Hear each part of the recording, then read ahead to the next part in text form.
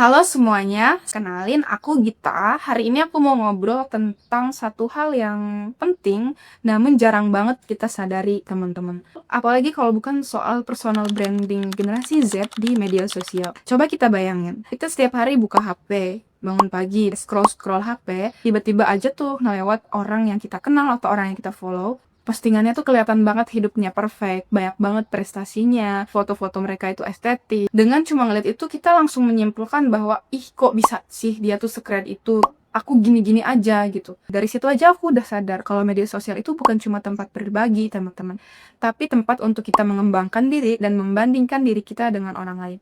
Kita ini generasi Z, generasi dimana kalau kita nggak ikut campur di dunia internet, kita nggak akan jadi kita yang sekarang.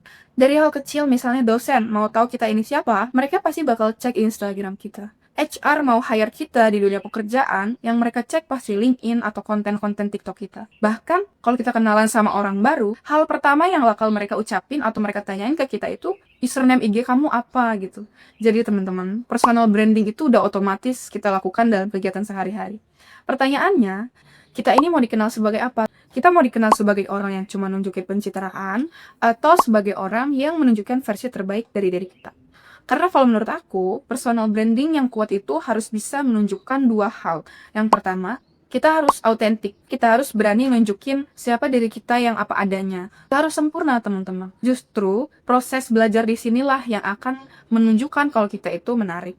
Kalau kita suka desain, post progresnya, teman-teman. Kalau kita suka belajar make up, share perjalanan kita sampai benar-benar mahir. Yang kedua yaitu etis. Kita harus bisa membuat konten-konten yang benar, yang tidak toksik, harus bisa menghormati privasi orang. Kalau bisa, konten-konten kita itu harus memberikan dampak yang baik bagi orang lain. Karena branding yang kita bangun itu bukan cuma bakal dilihat oleh satu atau dua orang, teman-teman. Tapi bisa jadi ini akan menjadi peluang sukses untuk kita di masa depan. Postingan itu sebenarnya portofolio kita. Kita bikin konten tentang edukasi di media sosial, orang akan lihat kalau kita ini orang yang cerdas gitu. Kita aktif di kampus atau di organisasi, orang bakal lihat kalau kita ini punya jiwa leadership. Tanpa sadar, kita lagi ngasih pesan ke dunia. Hey, lihat nih, aku punya kualitas dan aku siap berkembang.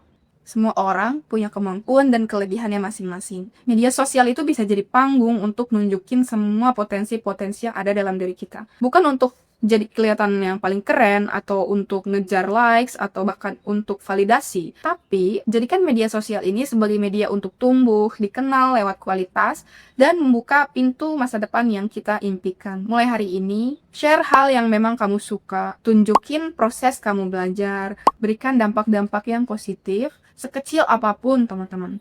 Aku punya satu pesan untuk kita semua sebagai generasi Z. Personal branding terbaik adalah saat kamu jadi diri sendiri dengan versi yang paling bernilai.